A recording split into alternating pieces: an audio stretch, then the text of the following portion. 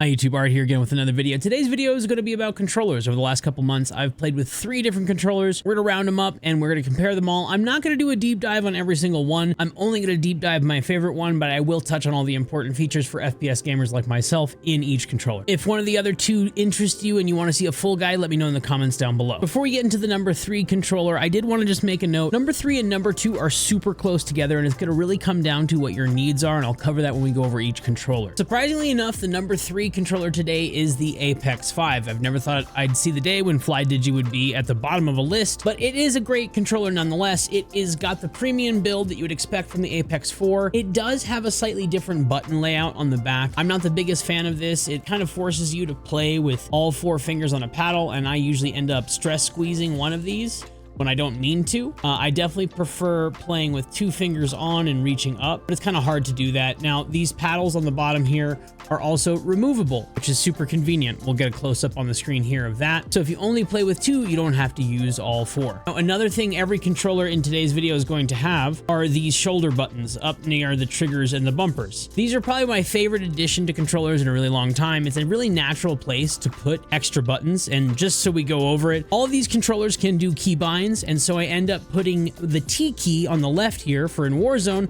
I can pull out my melee instantly, and then on the right here it ends up being up on the D-pad, which most of the time ends up being ping in games. So that way I can ADS and ping, and I YY here to change my weapon, and then I can knife here, so I can have like a 3-layer YY thing going on. Super convenient.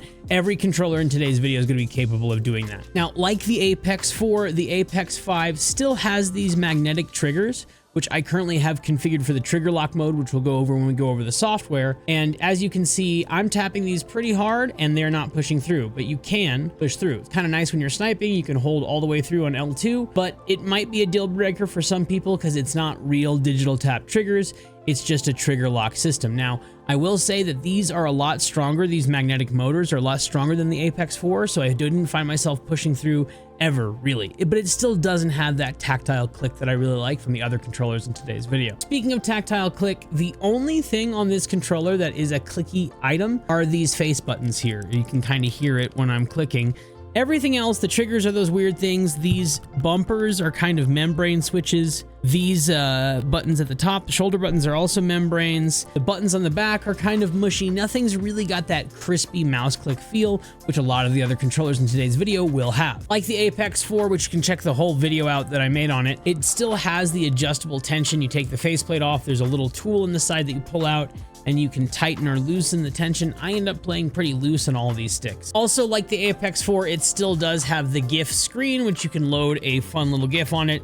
It is pretty bright and it's pretty clear, and it's a much higher refresh rate than the previous iteration, if that matters at all to you. Now, the FlyDigi Space Station version 4 software is just as good as it's always been. You can see here, I have my Apex 5 paired. It's currently wireless, and I also have the charging dock. This is a nice dock. It's an added accessory. Comes with a nice little RGB screen that you can change some of the patterns on. It also has a receiver section on the bottoms that you can plug in the receiver for the controller, so you can use it wirelessly like I am right now for this video. And then you can just drop the controller on. It's got contacts and it uses the switch in the back to kind of locate it, and it just locks in and charges, which is a really nice feature if you do want to play this wirelessly. The dock also gives you some extra USB ports, so even though you're losing a slot for the dock, you gain those back with the actual ports on the back. Let's just jump into the controller here in the software. We'll choose the Apex 5, and you'll see here this is my main configuration. It's got some light things, some vibration stuff that I have turned off. Under the button section, you can modify any of the mappings. You can see here the shoulder button I have set to the T key on the keyboard. The other shoulder button is up on the D-pad. It also lets you remap any of these face buttons. Something that I like to do on these PC-only controllers is, if I can, I like to make the Y button the map button, just because I find this an easier place to press on the controller, and I already Y on one of the back paddles. So why not just take advantage of this mapping functionality? As you can see here, I have my paddles mapped, my bottom ones, my top ones. Anything on the controller can be remapped to anything. So if I already have ping on this shoulder button, I can choose up on the D-pad, and let's say I want to make it F11 so I can toggle mute my mic in Call of Duty. I can totally do that now. If I wanted to map it back, I click again and I just press up on the D-pad. The next section is the joystick section, which is probably what we're most interested in. If you watch my Vader or my Apex video, you've already familiarized yourself with this. It's pretty much the same. You can set the left stick or the right stick to circular or rectangular. You can change the mapping. I don't really want to do that, and I don't mess with any of the center dead zones or the edge dead zones. I do play with both my sticks set to circular now, and then you can also click here to go into advanced settings. Now, these settings are a little bit different. You have all of these joystick debounce, automatic calibration, rebounds. All of these things are like smoothing in a way, so they're going to take away the raw input of your controller. I turn them all off. Next is accuracy, or the resolution of the stick. You have 12-bit, 11-bit, 10-bit, 9-bit, and 8-bit. Now, what you're most familiar with is the PS5 controller at 8-bit, meaning it has 256 possible positions. At 12-bit, that goes up to 4096. So all of these controllers today, except for one, are going to be quite high resolution like this. It makes a huge difference in your micro corrections and your smoothness of aim. So keep that in mind when we're looking at these controllers. Now, the next option is center sensitivity, and this is actually the fatal flaw for me on this controller. It wasn't used to be because I didn't have a lot of reps on controller. I've only played controller for about 2 years now.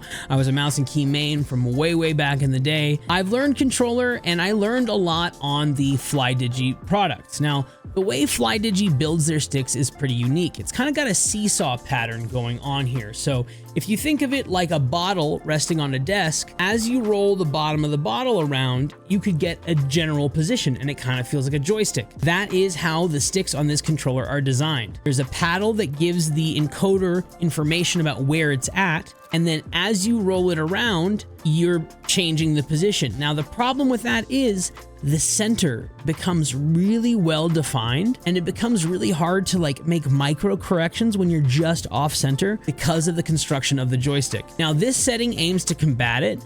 You can slow down how much you pull off center as you correct. You have fast, medium, and slow. I couldn't find anything that really felt good when I compared these sticks to other sticks on controllers today. For some of you that have played on FlyDigi a lot, you might be used to it. It's definitely something you can adapt to.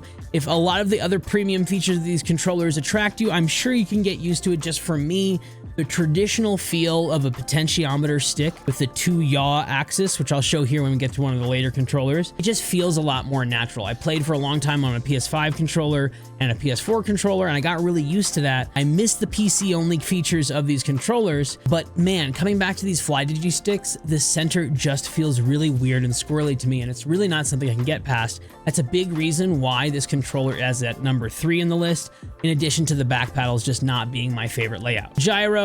I know a lot of people in the comments would love to see me review a gyro. I don't even know what game I would test the gyro in, so none of these controllers today. I'm going to talk about the gyro. I'm so sorry. Lastly is the trigger section, and for me, there's a lot of different modes: general, racing, recoil, sniper, vibration. A lot of these are like immersive fun modes. I'm after trigger lock, and I have them set to the lowest position so that when I tap on the triggers, they're pretty short. It's a very short travel. It's not quite mouse click, but it's pretty damn close. Now, if you do press too hard, you will go through, but like I said, I played for about a month on this controller and really didn't have any issues pushing through the triggers whatsoever. I had more issues with the back button layout and panic squeezing some of those things. The next section we'll look at is right here on the right. Click test, click advanced test, and you'll get to see the polling rate of the controller is right around 1000 hertz, just under. Don't even worry about it. You can test the sticks, the buttons, all of these different buttons to see how they play out and how they work. While we're talking about this being 1000 hertz and we're talking about polling rate, I think it's an important time to denote the difference between stick latency and polling rate. A lot of these controllers are tested by a lot of geeks nerdier than me that literally wire into the controller to test stick latency over on GamePadla, gamepadla.com. I'll link it down in the description below, and I'll have it sorted by stick latency. Now, a big problem with the Apex controllers in the past was that their stick latency was much higher. Even the Vader had this problem. What does that mean? Well, polling rate is how many times the PC is asking this controller, hey, what's going on, right? That's just one end of the communication spectrum. The other side is the controller outputting information to the PC to be received. If that process is slow, or if the process of receiving the aim input from your controller to the processing board and going out, if that is slow, then your aim is not going to feel quite as snappy and one-to-one as it could. That's why when you overclock your controller, because the stick latency is still the same, the computer is just asking more times, hey, what are you doing? That makes it feel better. Now, when we're trying to max min, we really want to get the stick latency as low as possible. Now, to put it in perspective, a DualSense Edge can test anywhere from 8 milliseconds to 12 milliseconds stick latency when you're wired into the controller. Now, that's internal processing, has nothing to do with polling rate. This controller sits at 2.99 milliseconds. That's great from the 11 it used to be at, and that is super, super low stick latency. Now, when we're talking about all these stick latencies, this is so low, you're probably not going to notice a difference. But if we're talking about making the most for our money, we definitely want the best stats here. So keep in mind, 2.99 milliseconds compared to the 4.79 milliseconds at best on a PS5 controller. Just like the Apex 4 and the Vader 4, these sticks are removable. It is the same shape receiver here on the joystick itself, but the sticks that they ship with on the new Apex 5 are Xbox shaped. So in the past, I've recommended PS4, PS5 control freaks for the Apex and the Vader controllers. Now, with these current sticks, you'll need Xbox toppers. I, fortunately, have a boatload of the PS4 sized ones, so this special control freak, which we'll talk about later in the video, is on top of that, and it's connected to this, so this is still PS4 size for me. The Apex 5 is truly a great controller. It just doesn't really fit me. It is the most premium controller by far in today's video. It feels really heavy in hand. The textured rubber back feels really, really nice in hand, and it just feels super premium. The finish is really nice. I do wish a lot of the other buttons were mouse click because the membrane switches do feel kind of crappy when you compare it to some of the other controllers we're talking about today. And like I've mentioned a couple times, I'm not a big fan of the back button layout. I don't like having all 4 fingers on here. I think the Apex is for a more casual gamer that also wants a precision instrument when they're playing FPS games. This is great. The wireless, the dock is super convenient. If I was playing a story game, I could take this, stream the game to my TV in my bedroom 30 feet away, and I'd still have wireless connection and be able to play. That's amazing. The triggers not being full pull or digital click is fine if you're playing story games, and it's just a very, very premium product. If you're more FPS focused though, I will say stick around for the next 2 controllers that we're about to talk about. The number 2 controller is going to be the Razer Wolverine V3 8K Tournament Edition. That is a mouthful. Now there are 2 versions of this. There's the Tournament Edition, which is purely wired, and there is the Pro version, which is wireless. There are some other differences. I think the wireless version, the Pro version, has some rubber coating on the back. I think more things on the controller itself are mouse click, but on this, the triggers are mouse click, the bumpers are not, they're clicky membrane. Now the back buttons, while I don't like the placement, these are probably the nicest feeling back buttons I've ever tested. I wonder if you can hear it in the mic here. They are like mouse clicks, super crisp, super clicky, the shortest travel, very responsive. On this super high polling rate controller, they feel great. I just wish the placement was a little bit different. Like I've already said, I prefer playing 2 down, reaching up. Can't really do that on this controller. It kind of forces you into doing this. Now, the shoulder buttons are in a good place. Also a bummer, they are membrane switches. Now, the weirdest thing are the face buttons. The face buttons are not a membrane switch, but they are a super heavy press mechanical switch. So I'm not a huge fan of that. I do think it gets better on the Pro version of the controller, but this controller is only $100. The Pro version is $200 and half the price. I'll take it. The D-pad on this controller is great and really snappy, very, very responsive feeling. And the overall shape of the controller, it's a little bit smaller than your traditional Xbox controller, and it's much lighter, a little bit stubbier. And I really do like how it feels in hand. It's really easy to get right over the sticks and feel like your control. So ergonomically, this is probably my favorite controller of the bunch. I just wish that some of the other things on here were mouse click, and I wish some things were different with the sticks, but we'll get into that when we talk about the software. This is by far my least favorite part about this controller. You have to use Razer Synapse, and it has to be running in the background. This is just such a bloaty program that if you're not paying attention when you install it, will install a bunch of other stuff that like quits services in the background. It's a mess. Not a big fan of it, but their implementation is pretty good. It's at least better than iQue with the Envision. When we click into the controller, you're presented with the Customize window. In the Customize window, you can remap all of the buttons here. As you can see, I already have mine mapped. You're also able to map a button in the center here, which is just like an extra button. I have it set to F11, which allows me to toggle mute in the game. I have the same T key, which is mapped to switch to melee on the keyboard in Warzone, so I can insta-knife, and then D-pad up to ping on this side. That way I can ADS on the left, ping on the right, or fire on the right. Just below the button mapping section, you'll see the wired polling rate. can choose from 250, 1000, 2000, 4000, or 8000. Some CPUs will run into issues with the higher polling rate stuff. I'm on a pretty modern machine. I run it at 8000 hertz. And I just want to touch on it one more time. There is a difference between polling rate, which is how many times the computer asks the device what's going on. It's also limited by what the device can report out, right? So PS5 controllers, PS4 controllers, they're limited to 1000 hertz. Even though you can overclock a PS5 to 8K, it's still only going to output 7 duplicates of that 1000 hertz data. So the port is limited to that. This can do 8K, but the onboard processing of the stick input to aim input out is 2.6 and change milliseconds. I'll show it on the screen here from Gamepadla. Slightly lower than the Apex 5, but not quite as low as the #1 pick, which we'll talk about here in a moment. I just want to touch on that again because polling rate isn't everything. If the controller itself is slow at processing your stick input, that will be the limiting factor, period. We want to make sure that's low. Both the controllers that we talked about today are low. Next, you've got the D-pad. You've got a 4-way or an 8-way setting. I don't need 8-way. I'm not playing any fighting games, so I've left this on the 4-way. The next tab over is the Thumbsticks tab. Now, this was a big problem with the previous V3 of this controller, which I got tested and never made a video on. It had baked in dead zones, which I hate. The big part about playing these super precise magnetic tech sticks is that you can play zero dead zone. For me, as a mouse and key player, having zero dead zone and having that perfect control is really valuable to me. The old version had baked in dead zones that you couldn't take out. This version of the software and this version of the controller has fixed that. As you can see here, both my left and my right stick dead zones are set to 0, and I have this circularity mode set to circular. Now, circular is great for FPS games. Rectangular or standard, rectangular in the Apex software, standard in this software, is going to be better for games like Rocket League, where you do need that kind of square aim box. They've also got a nice feature here called Prevent Double Dead Zones. So this will disable dead zones added in games. I haven't had this problem in any of the FPS games that I tried.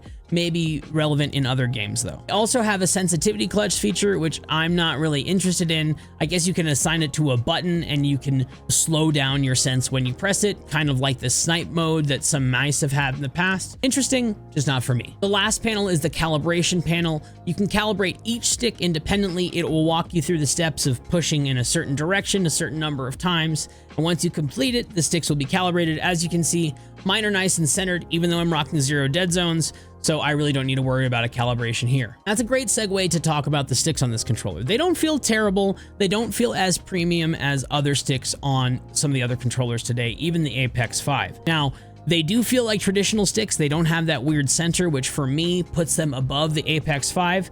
But I saw reports, and I definitely felt it in game. These are only an 8-bit stick. 256 possible positions on the stick, whereas the Apex 5 can go up to 12-bit, which is 4096 possible positions on the stick, which is a lot more accurate. It's sad to me that on this premium controller, TMR sticks, which are capable of being super high resolution, these 8-bit sticks with their 256 possible positions are just kind of a bummer for the price point. I really wish they would have stepped that up. I can kind of feel it in game. It feels a little bit more ratchety, a little bit less smooth, and it does kind of make it feel a little bit less premium. The sticks are also removable. You can pull them off. It comes with a couple different toppers. For me though, I always just put my own custom nerdy stuff, which we'll talk about at the very end of the video, I promise you. This is also definitely not as premium feeling as the Apex 5. If you're after something to play other games, this is probably not going to feel as good as the Apex 5, but if you're just purely FPS and you want something you can get at Best Buy, use and abuse their warranty to keep getting new versions of, this is probably going to be a great option for you. It just lags behind a lot of the tech that we're going to talk about in the #1 controller. We made it here to the #1 controller. This is the ZD Ultimate Legend. I know, it's a crazy name. But once I got this controller, it was nearly impossible for me to put it down. It was really tough to go back to those other controllers and play them because I just fell in love with this controller. And because it's #1, we're going to deep dive it, and we're going to start with the physical stuff. In terms of remappable buttons, this controller has you covered. It is crazy. On the front, you have 2 remappable buttons next to each stick. You have the shoulder buttons that all the other controllers have, and then you have 4 buttons on the back. You have 2 buttons in the traditional position, and then like you have 2 you can reach up for. Now these are kind of a weird shape. I think they're kind of similar to what's on the PS5 Edge. They're like a domed shape, so you can't push up on them. You have to reach up and push down. So these end up being my plate, weapon swap, and my use reload buttons while I keep jump and slide down here. Now, the other added benefit that, except for the M3 and M4 buttons next to the sticks and these start buttons here in the center, everything on this is mouse click. Oh, and the dome switches on the back. Those are like kind of mouse click. They sound a little tinny, I can't quite make sure, but the bottom ones, mouse click, face buttons, mouse click, bumpers, mouse click, triggers, switchable, full pull, or mouse click. The LK, RK, which are these other extra trigger cluster buttons, mouse click. Everything on this being mouse click just feels super, super premium. I wish I saw that in all the other controllers, and it's just so satisfying to press pretty much any button on this controller. It also comes with a slew of different D-pads. It has a diamond-shaped one that comes stock, your traditional cross D-pad. It even has a D-pad that lets you attach one of the joysticks on it, which I think would be really good for fighting games. No use to me. I use the one that looks like the Elite Series D-pad just because I feel like it's really nice and easy to grab and push in the direction that you want. The other huge plus about this controller, it has replaceable modules. So you can take the whole faceplate off, you can pop each of the control stick modules out and put new ones in. Even on the website, the Gadget Hyper website where I purchased all this from, I don't have an affiliate code. If you order through them, put in the comments if you can that Art is War sent you, that would help us out. But on their website, you can buy the controller and you can buy additional joysticks. I would recommend getting the JS13 Pro because they're just a little bit more linear and a little bit more precise than the controllers that come stock. The ones that come stock are Ginful sticks, I believe. They felt fine. The premium sticks do feel a little bit better. You pop the new stick in, you calibrate it, which I'll show you how to do here at the end, and bam, you're done. The added benefit of having the faceplate come off is you can replace the joystick covers. Now, as you've seen the control freaks that I've used, and as you can see on my version of the controller here, I have these added control stick covers. Now, these are made by a gentleman on Etsy called Greg's Craft Shop, and these actually have a ball bearing on the shaft. So when I get to the outer edge, it is perfectly smooth. Now I have a short one on the left side, I have a tall one on the right, and as you can see, the right one has a saddle-like topper on it. The saddle-like topper is perfect for me because side to side you get a perfect roll, and then you get the edge of a concave stick when you pull down for recoil control. Now I have the tall one in this. I would recommend if you're getting them, get low, because then you can just put the traditional donut style top on this and put a PS4 style control freak. I would get low in the PS4 size. That's what would fit on this. And then you can also get, which you saw on my other controllers, this clip-on stick topper. If you take the top off of this stick, it's just a top hat. Now I wish it was the same size as the ball bearing joystick covers, but it's not. But it's super easy because you can take off the sides here and it's like a Lego. So it just clicks together like this. Once it clicks together, you can put the rubber top hat on and you can put it in a position so that you can roll your thumb over it and pull down. Little side note, but I really love these things. I'll go ahead and show what the ZD Ultimate Legend looks like with its stock sticks. Nothing wrong with it. It's not super rough on the outer edges. If I can get it this premium, I'm gonna. One of my other favorite things about this controller is the back grip texture. Now, at first I was kind of skeptical because it's not rubberized at all. I thought it was gonna feel miserable, but it's actually kind of stippled like a pistol grip. So over time, you can still hold on to the controller. It stays really locked in your hands, but my hands never started sweating using this. It's a really nice finish on the back, and I'd love to see more controller companies do something similar. Now, as you'll see, I have added some custom mouse skate grip tape because I just like texture like that. And so these are not stock. The rubber on the back, the rubber on the buttons on the back and on the bumpers, all of that was added by me.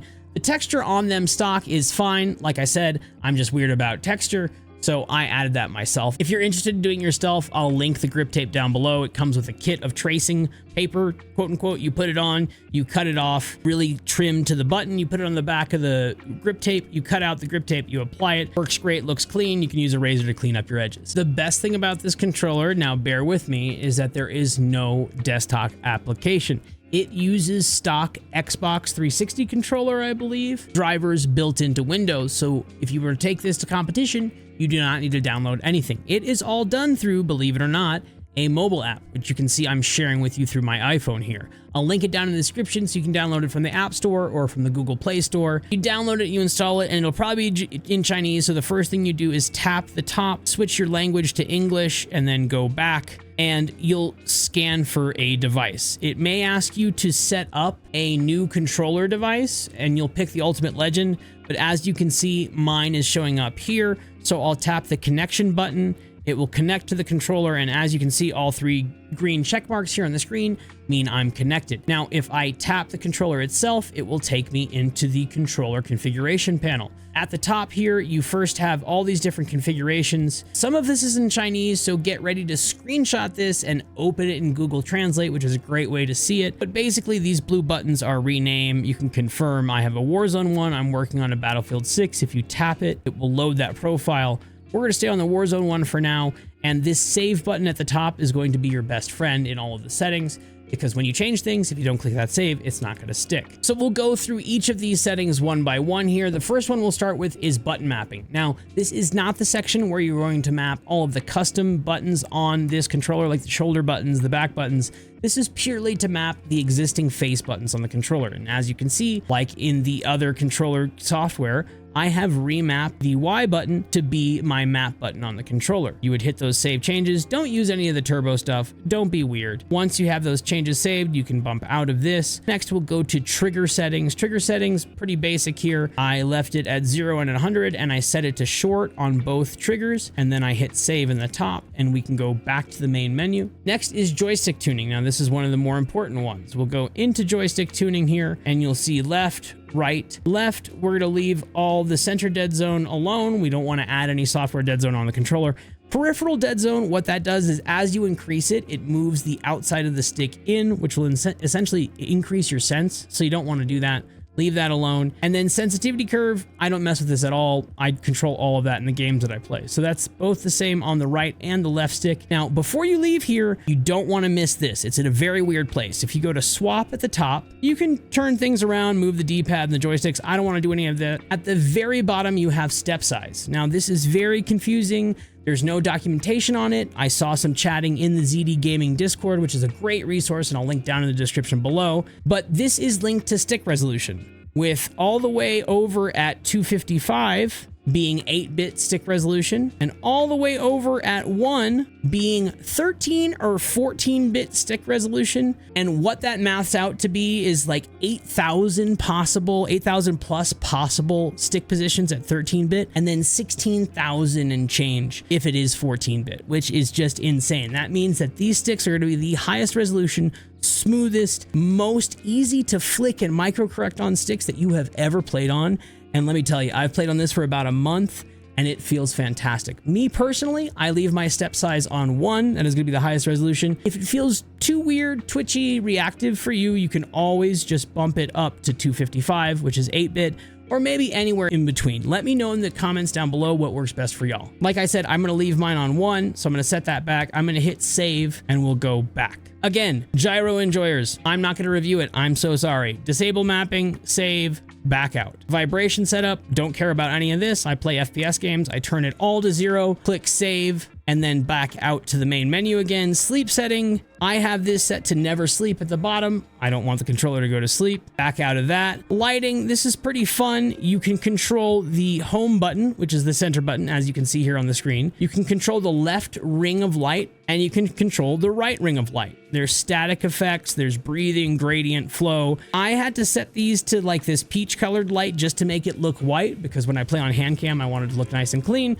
You can set brightness, you can hit save, and you can go back to the main menu. Next is macro setup. Now, I know this sounds sketchy, and you can technically use it for nefarious things, but please don't be weird. Games can technically detect that. But you can see here, it shows you each of the buttons. You have M1 and M2, which are the 2 big buttons on the back. You have M3 and M4, which are the 2 buttons right next to the sticks. You have LM and RM, which are those 2 domed buttons above the back buttons on the back, which you can reach up and press. And then you have LK and RK, which are the 2 top shoulder buttons that are near the triggers. I'll just go ahead and share with you what my mappings are. M1 is A on the controller for me, which is my jump button. And when you're adding this, I'll delete this and we'll add a new macro. We'll choose A. For the left number, you're gonna wanna hit 0. For the right number, you're gonna wanna hit 10. And then you'll press the blue button. So that is a 10 millisecond duration, or a 10 millisecond press of the controller, and 0 interval, so it's not going to add any delay time onto the end. You'll hit save, and you can go back. So you can do that for each one of these. M2 is my slide. You can see 10 millisecond duration. M3 for me is F10, so I can mute the game. It's nice to have right next to my stick when I'm dropping in, I'm streaming.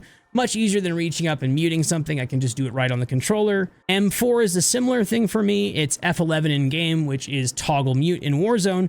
So I have a setting enabled in Warzone so that I join every channel muted, and then I can press this button to toggle mute, talk shit, and then remute. We can go back. LM for me is my Y or my triangle, so I reach up for that on my left side. And then on my right side, I have X, which is my use or my reload. Then the fun buttons, LK, like on other controllers, is T on the keyboard, which mapped in Warzone is switch to melee. So I don't have to hold down my right stick. I tap that left button and it goes immediately to my knife. And then on the right side, like I said, I have up on the D-pad. That way I can ADS on the left side and then ping on the right or fire on the right. And it just makes sense to my brain. So that is going to be the macros. Make sure every time you set them, you're saving it and the duration is 10 milliseconds and the interval is 0. The next option is disconnect. I don't want to disconnect from the controller, so we'll hit cancel. Controller test is just a nice place to test the controller in the app. It says, to test with a mobile phone, please connect directly. There's significant latency with wireless, blah, blah, blah, blah, blah. And as you can see, it's a pretty low refresh rate input of my controller as I move things and press things, but it's a nice place to test on the go. And then what everybody's been waiting for and what I've kind of been holding out on, report rate. So as you can see, you've got the USB section, you've got a 2.4 gigahertz, which is the wireless dongle, don't care about that. And then the final Chinese section down here is Bluetooth. But all we care about is USB. You have 125, 250, 500, 1000, 2000 hertz, and then this Chinese bit of text, which if you screenshot it and translate it, which I'll show on the screen here through the magic of editing, it says use device maximum. Now, on their website, it says that's 3000 hertz, but I'll show some testing on the screen here. I can get this to read 4000 hertz if I rock that stick back and forth fast enough. That is crazy. 4000 hertz is insane. What does that mean for stick latency? Well, it's even hard for these nerds that wire into the controller to measure it. It's 1.6 milliseconds, which is up there with the new Marius Higher board for the PS4 controller that is super bespoke and hard to get right now. So 4000 hertz, 1.6 millisecond stick latency on this controller is absolutely insane for something you can grab off the shelf for $100. So you're going to absolutely want to leave this on this setting. It will use the maximum your PC is capable of. And that's going to cover the settings here in the controller. There's some other things that you do on the controller that's going to be really important so that it interfaces correctly with the PC, but we'll go over that here in a second. I love the fact that it's a mobile app. I love the fact that it has different controller setups that you can use. This makes taking this controller other places for competitive players, or just if you want to take it to your friend's house and play with it. You don't need to install any software. You take your controller, you make sure you have your phone. You don't even need your phone. If you have all the mapping saved, you're good to go. Well, I did link all of the ZD Gaming Discord information down below where you can find manuals that go over some of the settings and stuff that I didn't cover, like Nintendo Switch mode, so on and so forth. There are some more cryptic button combinations that you physically need to know how to do on the controller that I'd like to cover with you guys, so I cracked out my trusty iPhone under the desk hand camera. The first one is Esports mode. Now, Esports mode is very cryptic. What it means is, do keybinds work? So I have this button here mapped to T, and what is open next to me on the screen here is my gaming PC, and it's just the Windows search bar. I'm typing this. This should be typing the letter T. It is currently not. In order to get into esports mode and to have this work, you need to hold down the mode and the start button, and you'll wait to hear the Windows dingle. There we go. Now, if I close out of this, go back in, and now I type this button here, which should be T, it is typing the letter T. So again, that is mode and start. It'll take it out of esports mode. If I do it again, I come back here and I try to type, nothing. And then I do mode and start again. Hear the dingle, go back, and now it is typing the letter T. The other important combination of buttons to press is to recalibrate the sticks. I have not found a way to do it in the controller software on the phone yet. If you find it, let me know in the comments down below. But I do this every once in a while if I'm getting a little drift or the controller feels a little funny. You have to be careful, and you have to make sure you check your sense that it aims the same way both ways after doing the calibration, like in the firing range or in a private match in whatever game you're in. But the key is to do the calibration slowly. The way you do it is you hold up on the D-pad the mode button and A all at the same time, and the center light will start flashing yellow, red, and blue. Once it's doing that, you will do 3 slow circles, full circles, no pressure clicking down, just 3 slow circles on the sticks. Once you're done with those 3 circles, let the sticks go. You're gonna press up home and A again, and the lights will stop flashing. This calibration is super important to do after you've changed your stick modules, which is something I would recommend. Like I mentioned earlier, the JS13 Pros are the more precise, higher resolution, more linear TMR sticks that they sell. You can buy them in a pack of 2 for $19.90 US is what I paid for them. Very, very cheap. You pop them in, you can keep the original sticks as backups. Once you pop them in, do that calibration combo up, mode A until it flashes, do your 3 circles, press it again until the light is solid, and you are good to go. I mean, simply put, this is technologically the best controller that you can grab off the shelf. Yes, the Razer Wolverine goes up to 8K polling rate, but 8K polling rate really doesn't matter that much if the controller itself is slower than this one. 1.6 milliseconds, and that's on the edge of untestable. It's too fast, so it could even be faster than that. There's no way to know because it's really hard to measure those really small measures of time. It's just an insane controller. Everything's mouse click, keybinds, no software you have to install, premium feels, switchable modules. You can customize it with all this Control Freak stuff that I've done from this third party. It's just a perfect controller. The stippling on the back button placement for me is perfect. I can't sing this controller's praises high enough. It was so hard to peel me off this controller to continue to test the other ones. Now, I don't have an affiliate link outside of Amazon. If these aren't available on Amazon, I highly recommend you go through Gadget Hyper. Nagi over there has been super helpful in providing information and providing support, getting this controller working for me so I can do a proper review.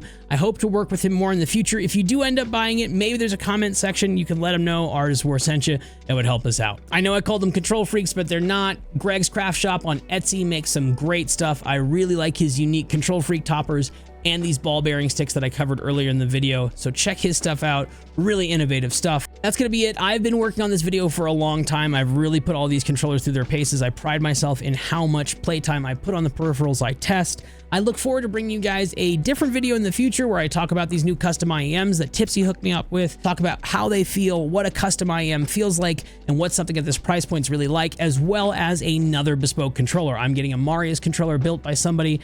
Shout out to that builder. Once we get it done, we'll probably have a whole video on both those things, as well as I'm cooking up a Battlefield 6 tune. I've been working pretty hard on a Battlefield 6 tune. We have the Battlefield 7 tune on the horizon. I'm working on making those modular so they're easy to switch as well. Make sure you subscribe with notifications on so you know when I upload those videos. I'll be live a lot over on twitch.tv/art_is_war.